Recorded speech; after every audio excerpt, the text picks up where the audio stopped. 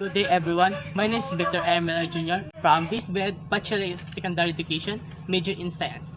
Today, our topic is all about the Fibonacci sequence and the golden ratio. The Fibonacci sequence is a series of numbers, where each number is the sum of the two numbers before it.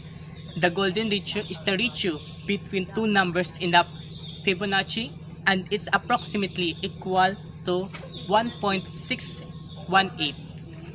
The sequence follows the rule that each numbers is the equal to the sum of the preceding or two number. The Fibonacci sequence follows the rule that each numbers is the equal to the sum of the preceding or two number.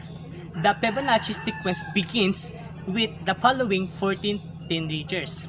Like for example, is 1 plus 1, 2. 2 plus 1 equals 3. 2 plus 3, 5. 3 plus 5 is 8. 8 plus 13, 21. 21 plus 24 is 55.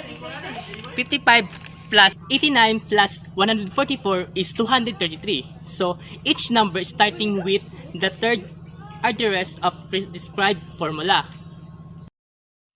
The example of Fibonacci sequence is flower petals. Each petals is a sequence. So, 0 plus 1 equals 1. 1 plus 1 equals 2. 1 plus 2 equals 3. 2 plus 3 equals 5. 3 plus 5 equals 8. 5 plus 8 equals 13. 8 plus 13 equals 21.